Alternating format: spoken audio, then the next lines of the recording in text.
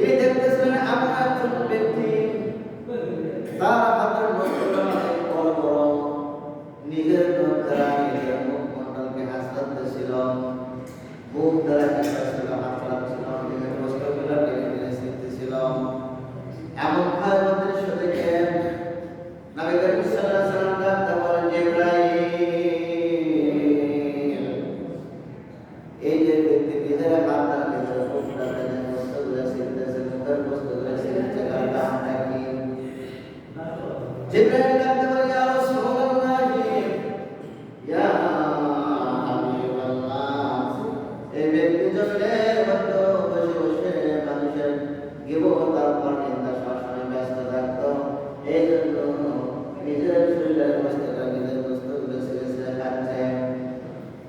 অন্য হাদিসে বর্ণনা পাওয়া যায়, একবার নবী করিম সাল্লাল্লাহু আলাইহি ওয়াসাল্লাম সফর অবস্থায় যাচ্ছিলেন, যাইতে যাইতে দেখলেন তার মুখটা রাস্তার মধ্যে বসে পড়ল। সাহাবীরা বললেন, ইয়া রাসূলুল্লাহ, ইয়া হাবিবাল্লাহ, আপনি বসলেন কেন? বললাম না। নবী করিম সাল্লাল্লাহু আলাইহি ওয়াসাল্লাম বললেন, সাহাবারা, আমি যেখানে এখানে বসেছিলাম, আমার মুখটা এখানে বসেছে, এখানে দুইটা কবরের বাসিন্দা রয়েছে, এই দুইটা কবরের উপরে আমার আযাব দেওয়া হচ্ছে।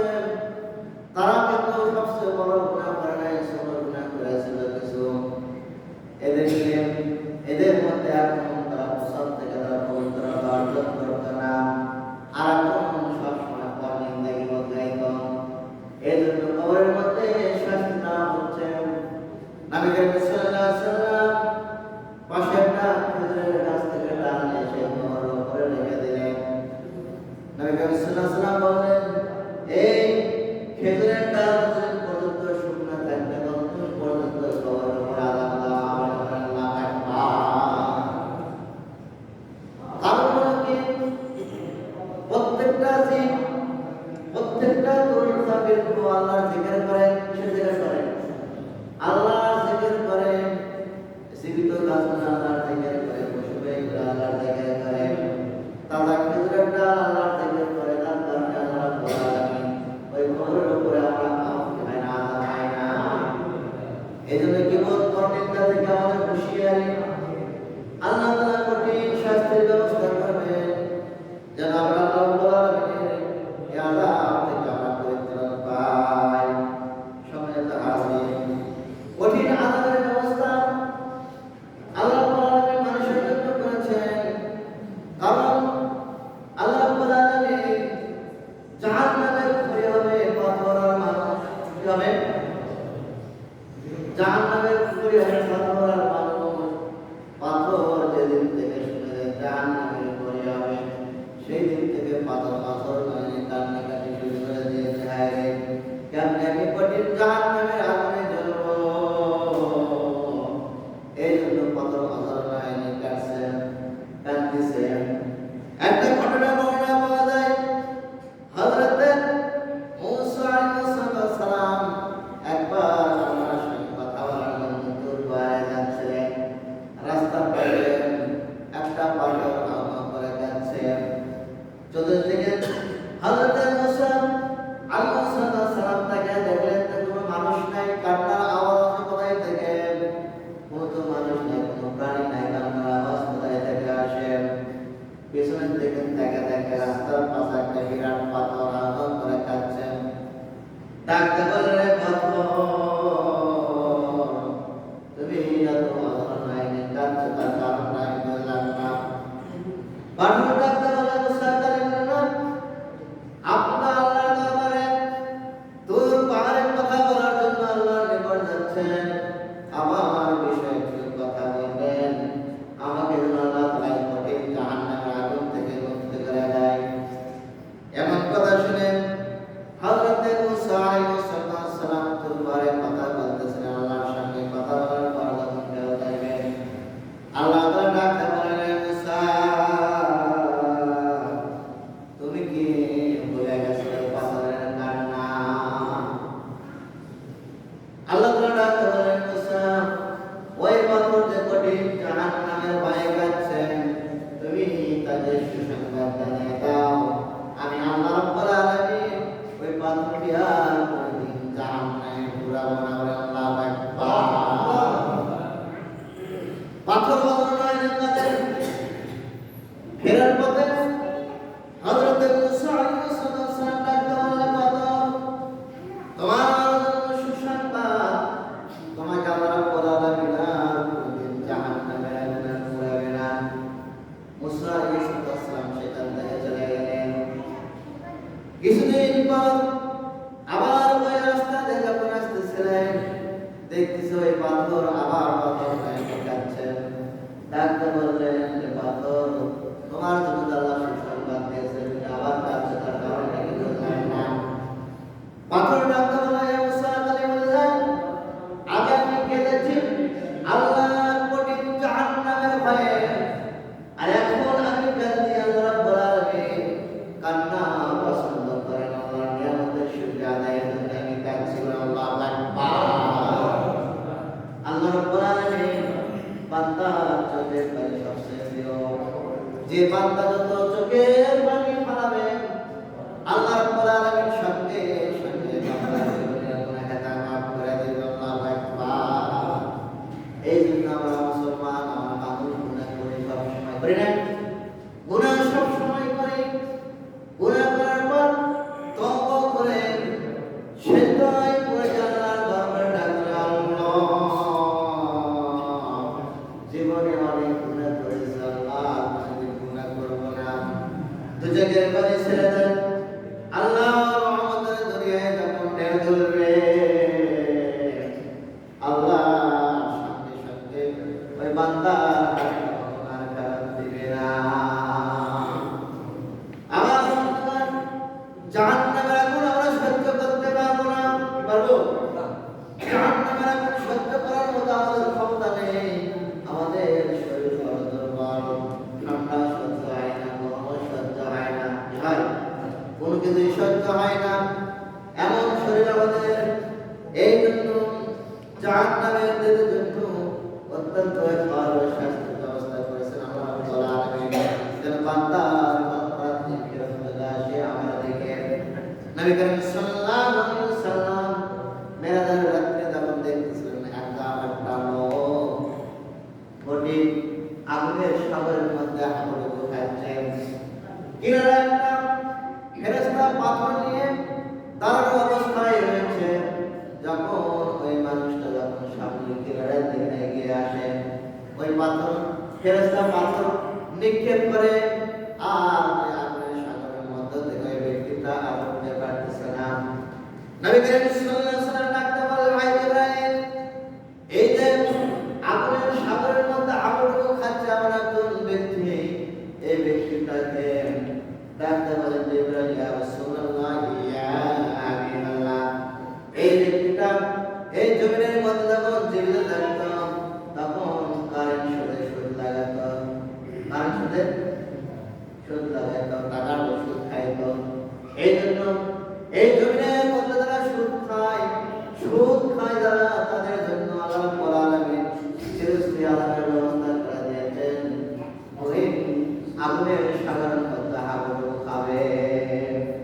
এই জন্য আগুন তাদেরকে পুড়তে থাকবে, দেহ পুড়বে, শরীর পুড়ে যাবে, চোখ পুড়ে যাবে, হাঁটু মাথা সব কিছু পুড়ে যাবে। আবার আল্লাহ তাআলা আমরা জীবিত করবেন, এইভাবে শাস্তি দিতে থাকবেন। নবী করিম সাল্লাল্লাহু আলাইহি ওয়াসাল্লাম বলেছেন জাহান্নামের সবচেয়ে কমজোরি শাস্তি হলো একটা আগুনের স্যান্ডেল করে দেওয়া হবে। সে জুতা আগুনের জুতা করে দেওয়া হবে। ওই আগুনের জুতা করে দেওয়ার সঙ্গে সঙ্গে ওই ব্যক্তি মাগজগুলো নাসিকাতে পড়তে থাকবে। জাহান্নামে যদি সবচেয়ে কম করে শাস্তি হয়, কম শাস্তি হয় আগুনের স্যান্ডেল করে দেওয়া। আল্লাহ তাআলা তাদের কত বড় শাস্তির ব্যবস্থা করে দিয়েছেন।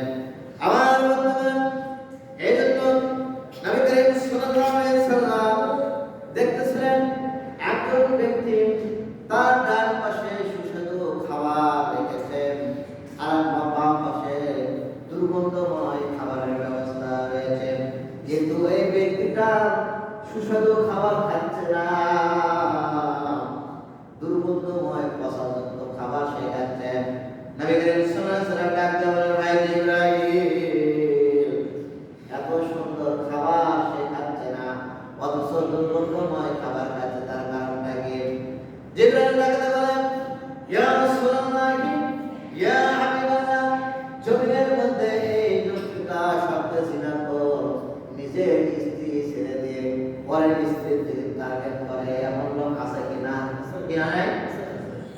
নিজের স্ত্রীকে অন্যের মেয়ের দিকে তাকায়, অন্যের স্ত্রীর দিকে তাকায়, এমন চরিত্রবান ব্যক্তি আমাদের সমাজের মধ্যে, আমাদের দেশের মধ্যে রয়েছে কিনা? তার শাস্তি হবে এমন শাস্তি যে কি হবে, সে আল্লাহ রাসূল সাল্লাল্লাহু আলাইহি ওয়াসাল্লাম দেখতেছেন সে ভালো খাবার খাচ্ছে না, ভালো খাবার মানে তার স্ত্রী ভালোটা খাচ্ছে না, অর্থাৎ দুর্গন্ধময় খাবার সে খাচ্ছে। কিয়ামত পর্যন্ত এই ব্যক্তিকে শাস্তি দেওয়া হবে। এমনি ভাবে দেখছেন নবী করিম সাল্লাল্লাহু আলাইহি ওয়াসাল্লাম দেখতেছেন একজন ব্যক্তি আগুনের আগুনের টুকরা এসে অর্পণ করছেন। জিবরাইলকে ডাকা বলে, জিবরাইল এমন ব্যক্তি এমন শাস্তি হচ্ছে কি, তার কারণটা বললাম না।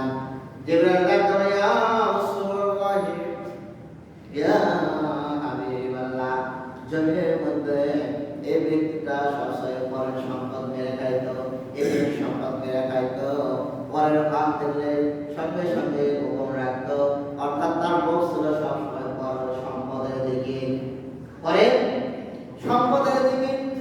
এই জন্য তো আগুনের খাবারটা খাওয়ানো হচ্ছে। যখন সে আগুনের খাবার লোকের মধ্যে দেয়, এক পরিমাণে বলে জিনিস দিয়ে বের হয়ে যায়, এমন ভাবে আযাব দিতে দেওয়া হচ্ছে। সময় দাঁড়ায় এই জন্য কঠিন জাহান্নামের আগুন, এমন আগুন যে আগুন দুনিয়ার মধ্যে ৭০ ভাগের ১ ভাগ আল্লাহ পাক জমিনের মধ্যে দিয়ে দিয়েছেন। সে আগুনটা আমরা সহ্য করতে পারছি না। এমনিভাবে নবী করিম সাল্লাল্লাহু আলাইহি ওয়াসাল্লাম দেখতেছেন যে একজন ব্যক্তির জিহ্বা ও কাশি দ্বারা কাটানো হচ্ছে। নবী করিম সাল্লাল্লাহু আলাইহি ওয়াসাল্লাম ডাকতে বলেন, জিবরাইল এমন একটা দৃশ্য দেখতেছি, তার কারণটা কি? জিবরাইল ডাকতে বলেন, ইয়া রাসূলুল্লাহ, ইয়া হাবিবাল্লাহ, এটা এমন একজন বক্তা যে বক্তা শুধু ওয়াজ করে কিন্তু সে তোমাদের সে আমল করে না। এমন বক্তা আছে না আমাদের মধ্যে? এই জন্য আমাদেরকে আমল বেশি বেশি করতে হবে, হবে কি না? আমল বেশি বেশি করতে হবে। নবী করিম সাল্লাল্লাহু আলাইহি ওয়াসাল্লাম বলেছেন, ৫ শ্রেণীর ব্যক্তি কাল কিয়ামতের ময়দানে আমার সুপারিশ পাবে না। ৫ শ্রেণীর ব্যক্তি আমার সুপারিশ পাবে না। ১ নম্বর হচ্ছে মুশরিক। মুশরিক আমার সুপারিশ পাবে না কিয়ামতের ময়দানে। কারণ মুশরিক হচ্ছে সরাসরি আল্লাহর সঙ্গে শিরক করে। কার সঙ্গে? আল্লাহর সঙ্গে শিরক করে। তাই আমাদের সমাজের মধ্যে দেখা যায় অনেক মুশরিকের পূজা হচ্ছে, এমন পূজা মণ্ডপে আমাদেরকে যাওয়া যাবে। কারণ হচ্ছে কি, তারা যে ধর্ম, তারা যে উৎসব পালন করে, তাদের উৎসবে আমরা মুসলমান, তাদের মেলায় কিন্তু চলে যায়। দুর্গা পূজা বলে না, কালী পূজা বলে না, যে পূজা বলেন না কেন, মুসলমানের সন্তান সেখানে বেশি। কি বলেন? মুসলমানের সন্তান সেখানে বেশি। আপনার ঈদ উৎসব পালন হয়, আপনার কুরবানি হয়, সেখানে আপনার হিন্দু ভাইয়েরা কয়জন আসে? কি বলেন, আসে? দেখে আসি তো, দেখি কুরবানি কিভাবে করা হচ্ছে। কিন্তু আজকে আমরা মুসলমানের সন্তান হয়ে কিভাবে আমরা এইগুলো পূজা উৎসবে আমরা দেখতে যাই, উৎসব পালন করি। কারণ আমরা এদের জন্য যখন আমরা উৎসব পালন করতে যাব, এটা একটা শিরকের অংশ। কিসের অংশ? শিরকের অংশ। এই জন্য বিধর্মীদের কোনো উৎসবে যাওয়া যাবে না। সমর্থন করেন, সমর্থন করেন, তারপরে বক্তব্য করেন, ওরা ঠিক হবে।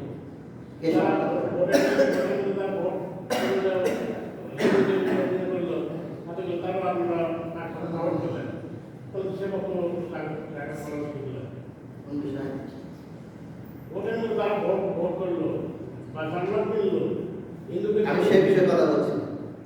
আমি বলছি নবী সাল্লাল্লাহু আলাইহি ওয়াসাল্লাম বলেছেন যে ৫টি বিষয়, ৫টি ব্যক্তি পুত্ররা নবী সাল্লাল্লাহু আলাইহি ওয়াসাল্লাম সুপারিশ করবেন না, শাফাআত করবেন।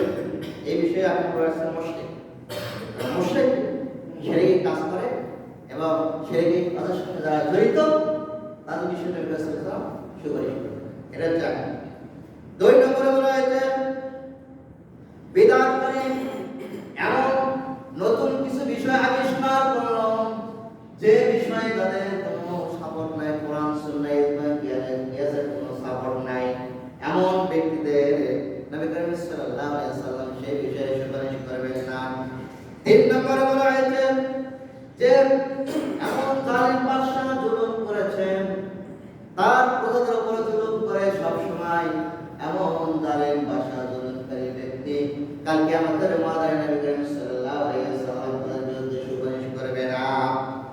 4 নম্বরে বলা হয়েছে যে নিজে দোষ করে অন্যের উপরে দোষ চাপিয়ে দেয়, এমন ব্যক্তি আমাদের মধ্যে সমাজে আছে কিনা? নিজে দোষ করে অপরের উপরে চাপিয়ে দেয়, এমন শ্রেণীর ব্যক্তি নবী করিম সাল্লাল্লাহু আলাইহি ওয়াসাল্লাম বলেছেন এই শ্রেণীর ব্যক্তি কালকে আমাদের ময়দানে আমার সুপারিশ থাকবে না। 5 নম্বরে বলা হয়েছে যার সমাজ অস্বীকার করবে, এমন সমাজ অস্বীকার করবে এমন শ্রেণীর ব্যক্তি কালকে আমাদের ময়দানে আমি রাসূল তার বিরুদ্ধে সুপারিশ করব না। সময় তাদের এইজন্য নবী করিম সাল্লাল্লাহু আলাইহি ওয়াসাল্লাম কঠিন জাহান্নামের বিষয়ে সতর্ক করে দিয়েছেন। আল্লাহ রাব্বুল আলামিন কোরআনুল কারীমের বিবরণে কোরআনুল কারীমের মধ্যে সতর্ক করে দিয়েছেন কঠিন জাহান্নামের বিষয়ে। এরপর আল্লাহ কোরআনের ডাকতে বললেন ইন্নাল্লাযীনা আমানু ওয়া আমিলুস সালিহাতি লাহুম জান্নাতুন তাজরি মিন তাহতিহাল আনহার যালিকাল ফাওজুল কাবীর। আল্লাহ রাব্বুল আলামিন এখন মুমিনদের জন্য সুসংবাদ দিচ্ছেন। তাদের জন্য সুসংবাদ। আর আগের আয়াতগুলো মুশরিক ইহুদি খ্রিস্টান যারা আল্লাহর প্রতি রব বলে স্বীকার করেন তাদের জন্য দুঃসংবাদ। এরপর আল্লাহ রাব্বুল আলামিন মুমিনদের জন্য সুসংবাদ, যারা আমার প্রতি ঈমান আনবেন, ওয়া আমানু যারা ঈমান আনবে, ওয়া আমিলুস সালিহাত যারা নেক কাজ করবে, আমালুস সালিহ ভালো কাজ করবে, ফালাহুম তাদের জন্য রয়েছে লাহুম জান্নাতুন তাজরি মিন তাহতিহাল আনহার। আল্লাহ রাব্বুল আলামিন তাদের জন্য জান্নাতের সুসংবাদ দিলেন, বলেন সুবহানাল্লাহ। তারা আল্লাহর প্রতি যারা রব বলে স্বীকার করবে, সেই অনুযায়ী আমল করবে, জীবনটা পরিচালনা করবে, তাদের জন্য কি রয়েছে? জান্নাতের ব্যবস্থা রয়েছে। এই জন্য জমিনের মধ্যে যারা বেশি বেশি আমল করবে, এই আমলটাই দুনিয়ার জন্য তাদের জন্য সফলতা আনবে, আখিরাতের জন্য সফলতা রয়েছে। কারণ এই জমিনের মধ্যে আল্লাহ রাব্বুল আলামিন তাদের জন্য রহমত হিসেবে অনেক কিছু নাযিল করে দিয়েছেন, তাদের জন্য সুন্দর শরীরের ব্যবস্থা করেছেন, তাদের জন্য রিজিকের ব্যবস্থা করেছেন, অনেক সম্পদের ব্যবস্থা করে দিয়েছেন। এই জন্য মুমিনদের জন্য দুই ইহকালীন কল্যাণ এবং পরকালীন কল্যাণের ব্যবস্থা কে করেছেন? আল্লাহ পাক করেছেন। এই জন্য কবরের 9 শ্রেণীর ব্যক্তির জন্য আযাব হবে না। কয় শ্রেণী? এই জমিনের মধ্যে যারা ভালো আমল করবে 9 শ্রেণীর ব্যক্তি কবরে কিন্তু 4টি বিষয় কোশ্চেন করা হবে। কয়টি বিষয়? 4টি বিষয়ে কথা বলা হবে। মান রব্বুকা, মান দীনুকা, মান নাবিয়ুকা, মান হাযা রাসূলকে দেখানো হবে। 4টি বিষয় নবী সাল্লাল্লাহু আলাইহি ওয়াসাল্লাম বলেছেন যে এই কবরের মধ্যে যারা জমিনের মধ্যে ভালো আমল করবে এমন 9 শ্রেণীর ব্যক্তিকে কবরের মধ্যে কোনো জিজ্ঞাসাবাদ করা হবে না। কয় শ্রেণী? 9 শ্রেণীর ব্যক্তি সম্পর্কে বলা হয়েছে। 1 নম্বর, সকল নবী রাসূলকে কবরের মধ্যে কোনো জিজ্ঞাসাবাদ করা হবে না, বলেন সুবহানাল্লাহ। আমরা সকল নবী রাসূল আল্লাহর পক্ষ থেকে এসেছেন। নবী সাল্লাল্লাহু আলাইহি ওয়াসাল্লাম তার পক্ষ থেকে বলেন, আল্লাহর পক্ষ থেকে বলেন, তাহলে সকল নবী রাসূলকে কবরে কি করা হবে না? জিজ্ঞাসাবাদ করা হবে না, কোনো কোশ্চেন করা হবে না। 2 নম্বরে বলা হয়েছে যারা আল্লাহর জমিনে দ্বীনকে কায়েম করার জন্য যারা শহীদ হয়েছেন, আল্লাহর জমিনে আল্লাহর দ্বীন কায়েম করার জন্য তারা রক্ত ঢেলে দিয়েছেন, এমন শ্রেণীর ব্যক্তি কে কবরে কোনো জিজ্ঞাসাবাদ করা হবে না, বলেন সুবহানাল্লাহ। 2 নম্বর শহীদদের নাম কি হয়েছে? শহীদ হয়েছে। এই শহীদদেরকে কবরের মধ্যে কোনো জিজ্ঞাসাবাদ জিজ্ঞাসাবাদ করা হবে না। 3 নম্বরে বলা হয়েছে এমন ইসলামী রাষ্ট্রের মধ্যে যারা সীমান্তে যারা প্রহরী রয়েছে, গার্ড রয়েছে, নিজের জীবনটাকে বাজি করে প্রহরী দেয়, গার্ড দেয়, এমন সীমান্ত রাষ্ট্র যারা পরিচালনা করে প্রহরী রয়েছে, গার্ড দেয়, এমন সেই ব্যক্তি কবরে কোনো জিজ্ঞাসাবাদ করা হবে না। বলেন সুবহানাল্লাহ। 4 নম্বরে বলা হয়েছে এমন মহামারী রোগে আক্রান্ত হয়ে যায় কোনো মানুষ, যে ধরনের রোগে আক্রান্ত হয়ে চলে যায়, এই জীবনের মধ্যে থেকে ইন্তেকাল করে, এমন শ্রেণীর লোক আল্লাহ রাসূল সাল্লাল্লাহু আলাইহি ওয়াসাল্লাম বলেছেন সে হচ্ছে শহীদ মৃত্যু। এই মহামারী রোগে আক্রান্ত ব্যক্তি কবরের মধ্যে কোনো জিজ্ঞাসাবাদ করা হবে না। বলেন আল্লাহু আকবার। 5 নম্বরে বলা হয়েছে অপ্রাপ্ত শিশু যখন ইন্তেকাল করে বেগুনে মাসুম, যার কোনো গুনাহ হয় নাই, এমন বেগুনে মাসুমকে যখন কবরস্থ করা হয়, কবর দেওয়ার পর ওই বেগুনে মাসুম সম্পর্কে মুনকার নাকির কবরে তাকে জিজ্ঞাসাবাদ করবে। বলেন সুবহানাল্লাহ। এরপরে 6 নম্বরে বলা হয়েছে যে ব্যক্তি প্রত্যেকটা রাত্রিতে শোয়ার আগে সূরাতুল মুলক তেলাওয়াত করে ঘুমায়, নবী করিম সাল্লাল্লাহু আলাইহি ওয়াসাল্লাম বলেছেন যে ব্যক্তি প্রত্যেকটা রাত্রি শোয়ার আগে সূরাতুল মুলক তেলাওয়াত করে ওই ব্যক্তিটার কবরে কোনো জিজ্ঞাসাবাদ করা হবে না। বলেন সুবহানাল্লাহ। এরপরে 8 নম্বরে বলা হয়েছে 6 নম্বর 7 নম্বরে বলা হয়েছে যে জুমার দিন, জুমার রাত্রে ঈমান অবস্থায় ইন্তেকাল করবে। জুমার দিন, জুমার রাত্রে ঈমান অবস্থায় মৃত্যুবরণ করবে, ওই ব্যক্তির জন্য সুসংবাদ হলো কবরে তার জন্য কোনো জিজ্ঞাসাবাদ করা হবে না। বলেন সুবহানাল্লাহ।